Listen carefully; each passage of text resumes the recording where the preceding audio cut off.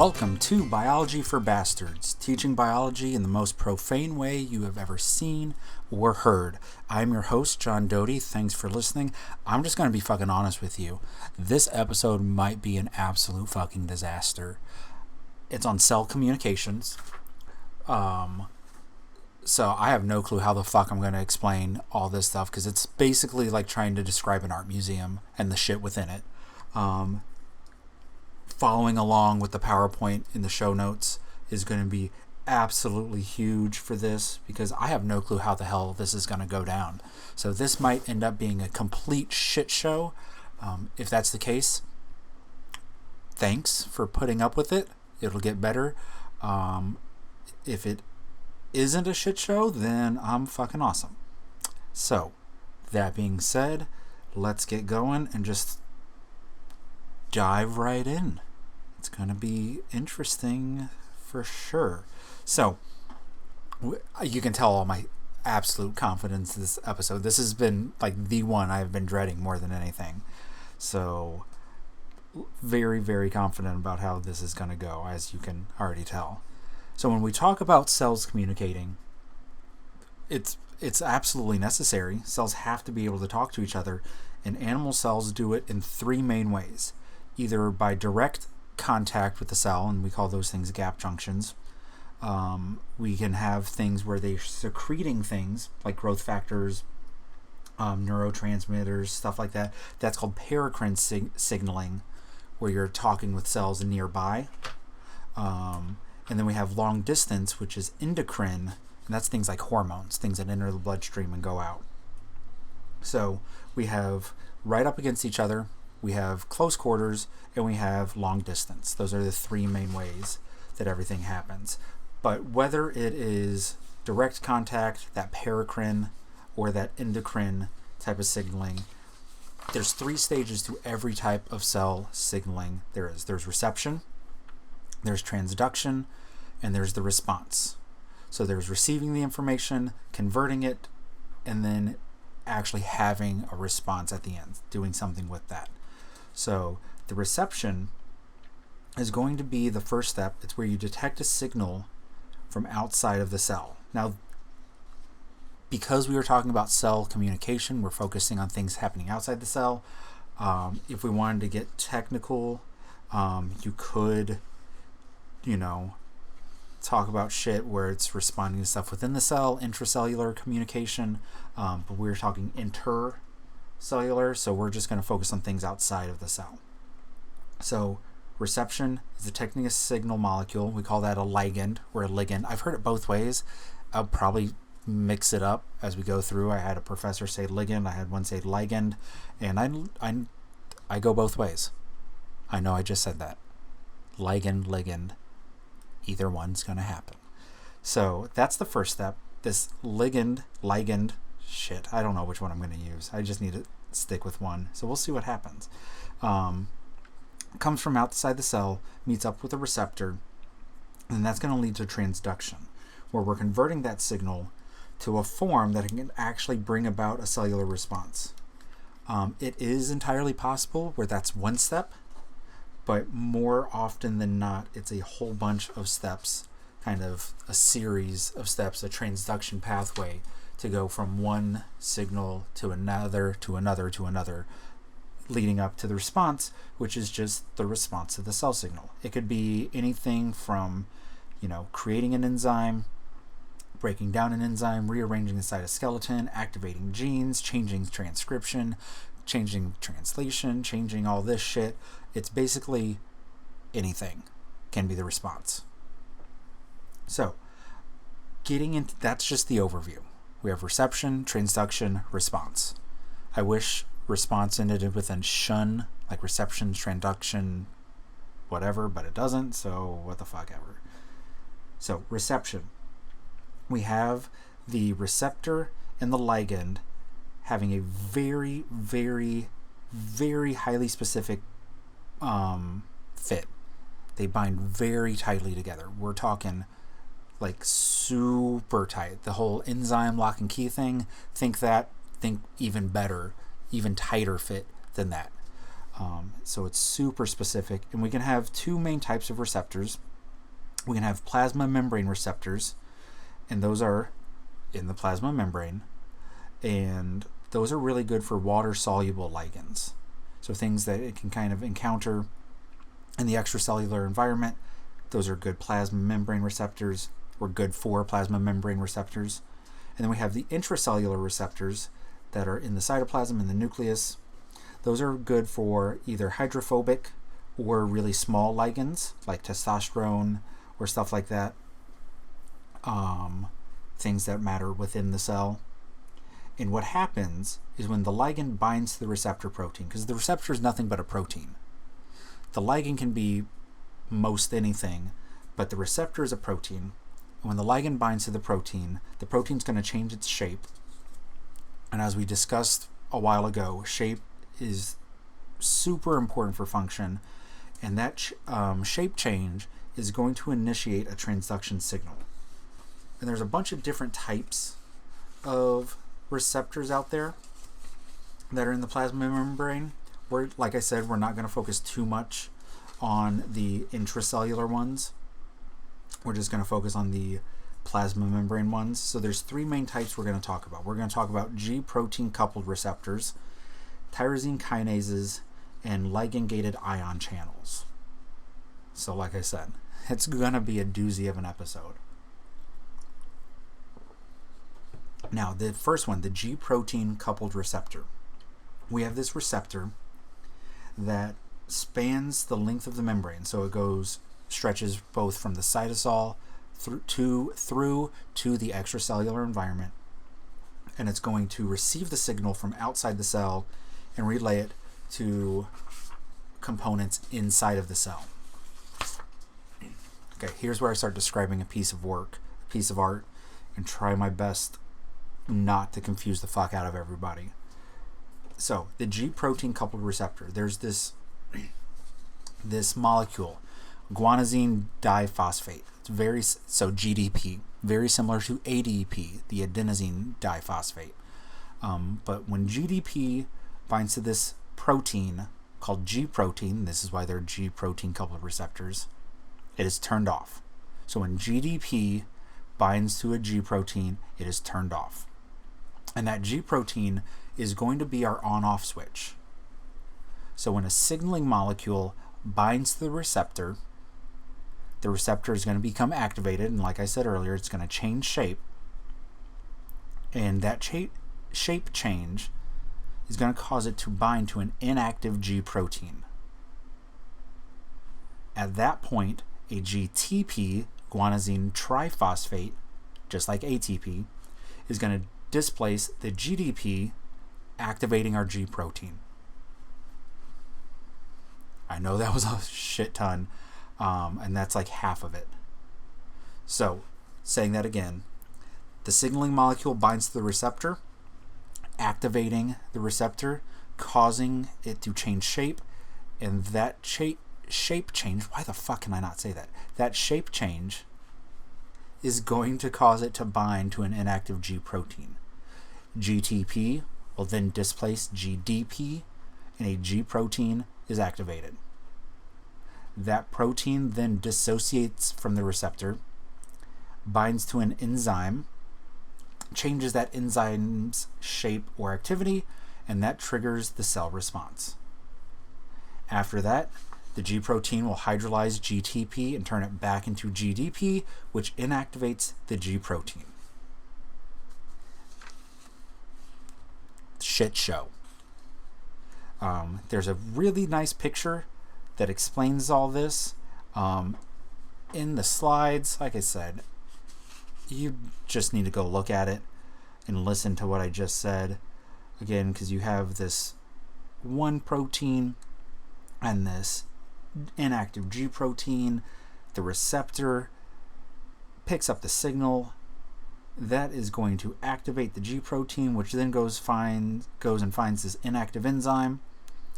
It activates the enzyme, and that causes the response. So basically, you have the G-protein plus the GTP, which activates the enzyme, and that's the cellular response you're trying to get. That's one receptor of 3 that we're going to talk about. The next one is a receptor tyrosine kinase. So what a kinase is an enzyme that's going to catalyze the transfer of phosphate groups. And we know phosphate groups are super fucking important for getting shit done. You phosphorylate shit left and right. That's biology. Tyrosine kinase is able to activate many transduction pathways and therefore many cellular responses. So what happens with this that differentiates it from our G-protein coupled receptors is that the G-protein, it was this big complicated thing that goes through, there were 7 transmembrane parts to it and everything, but with the tyrosine kinase we just have monomers in their inactive form. We've just got monomers hanging out in the cell membrane, and when it binds the signal is going to dimerize, so it forms a dimer, and that dimerization activates the tyrosine kinase regions, which adds a phosphate from ATP. So it phosphorylates each one of those regions, and then each protein will then bind to a specific phosphorylated tyrosine, triggering a transduction pathway. So where the G-protein coupled receptor just basically activates that one enzyme, tyrosine kinase can activate a shit ton. In the images on the slides, there's 6 different ATPs, or ADPs that get phosphorylated ATP, and so that's 6 different things it can activate. So it can trigger more of a cascade thing and activate multiple cellular responses at the same time. So that's the main difference between those two. And then the last one we're going to talk about are the ligand-gated ion channels. I'm doing really good sticking with ligand and not ligand, so go me. But the ligand-gated ion channel is kind of what it sounds like. It's a gate that allows ions to flow through it. So this is huge for the nervous system. Some are controlled by electrical signals and not actual ions, and those are voltage-gated ion channels. But what happens with that is the ligand binds to the receptor, changes the shape of that protein, like all the other ones, but when it changes shape, it essentially opens the gate. So the shape change opens a gate, allows the ions to rapidly flow through, which is going to change the concentration of those ions within the cell, and then when the ligand dissociates, the gate closes. So those are your 3 different types of plasma membrane receptors. So that's just the reception part of the reception, transduction, and response. So it's a matter of, do you have this big complicated thing in the cell membrane activating one enzyme, that's your G-protein coupled receptors. You have your tyrosine kinase where you have these monomers forming dimers and then triggering multiple things, multiple cellular responses, or you have your ligand, they're ligand-gated ion channels where you are changing the concentration of ions within the cell. So that brings us to transduction. So most of the time, transduction is going to be some sort of cascade or a multi-step pathway that has a shit ton of benefits. 2 of the main benefits is that you could potentially amplify the signal as you go down the cascade, or you have more opportunities for regulation. So you can back regulate or something like that where you can shut things down in the middle of it as opposed to kind of a one and done type thing. So we're going to talk about protein kinase, which is an enzyme that phosphorylates and activates proteins at one level, and they're a huge part in these phosphorylation cascades, which are used to amplify signals, where you have one protein that is going to work with, or you have the protein kinase that's going to work with one protein and phosphorylate it, and then you have a protein phosphatase, which removes a phosphate group from a protein, and you just kind of do this back and forth where it gets phosphorylated, then it gets dephosphorylated, dephosphorylated, all the way down, and getting the signal at the very end. Now, we do have these things out there called second messengers, and I'm moving on to second messengers and kind of blowing through the protein kinase stuff just because you need to look at the picture. I can't describe it. I was sitting here thinking, and that's why I was probably stumbling over all that shit. But look at the fucking slides. They're there for a reason.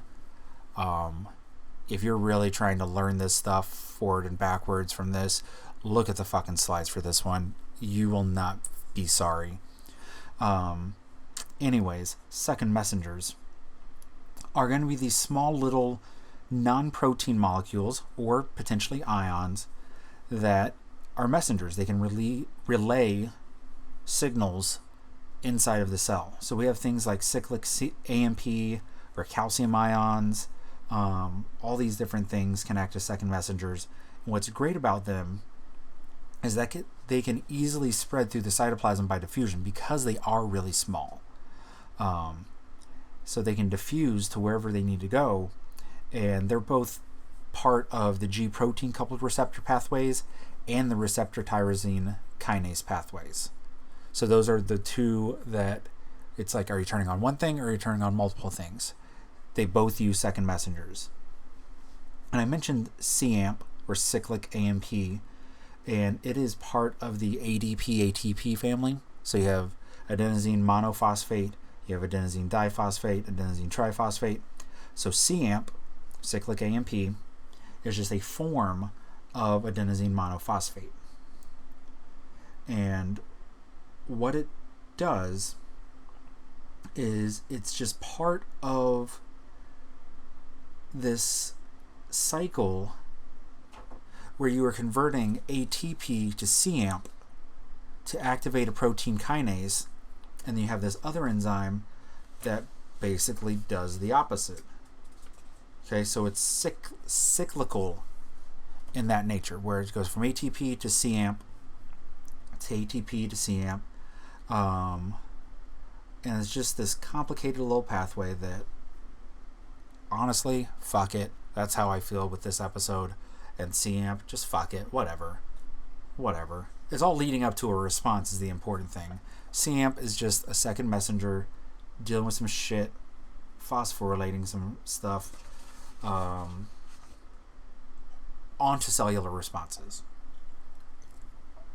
So we've gotten the signal, we received it in reception, we have passed it along to where it needs to go. That's transduction. Now we're ready to do some shit with it, and that is response. So we can either regulate activity of proteins found in the cytoplasm, or we can regulate protein synthesis by turning on or off genes found in the nucleus, so by affecting gene expression. And there's just a whole bunch of different things out there that works with that that we could get into, but we're not going to, just because we're going to leave it pretty simple, as in, we're changing either how the protein works or how much protein we have, is really the whole point of any sort of cell signaling. We need the cell to do something, we need the cell to stop doing something. Those are really your two choices. So everything comes down to either affecting the activity of a gene that's already happening, or making more of a gene or making less of a gene. So the response part is really straightforward. And with that, we're just going to say, fuck this episode. Hopefully you listened to it. I told you it was going to be a shit show. Definitely look at the slides. Definitely look at the PowerPoints. If you're confused, I'm so sorry. This has been a shit of a show that basically sums up, or is summarized by, there are 3 parts to signaling. There is, fuck this shit. Okay, this is me getting aggravated. So I'm just going to shut up after I say there's reception, there's transduction, there's response. Then you have your 3 main types of receptors: the G-protein coupled receptors, which activate one thing, the tyrosine kinases, which activate multiple things, and the ligand-gated ion channels that change the concentration of ions within the cell. Holy fuck. So glad this one's done. Might take a break next week just to recover from this one. Might be on a short little break getting ready for the genetic stuff. I kind of warned you about that a couple episodes ago, but especially after this one, might just have to take a fucking week off. Holy shit. So let's just wrap this up. That has been cell signaling, cell communications. I really don't know how to end this, so I'm just going to stop because I'm rambling. So this has been Biology for Bastards. Don't forget to follow us on Twitter at Bio4Bastards. You can say hi to us. I wanted to shout somebody out this episode, but I forgot who it was off the top of my head. So you will definitely get a shout out next episode, unless I can pull this up right now. The Rev Sev on Twitter shouted out, thanks for making a wonderful podcast.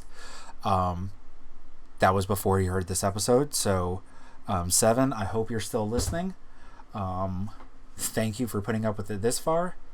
Don't forget to rate, review, subscribe, all that shit. Tell your friends. I love to see those numbers going up I check it like 20 times a day. I'm kind of OCD about it. So love seeing those numbers go up. So keep spreading the word. Our intro and outro music is Feeling Good by Purple Planet Music. And until next time, thanks for listening.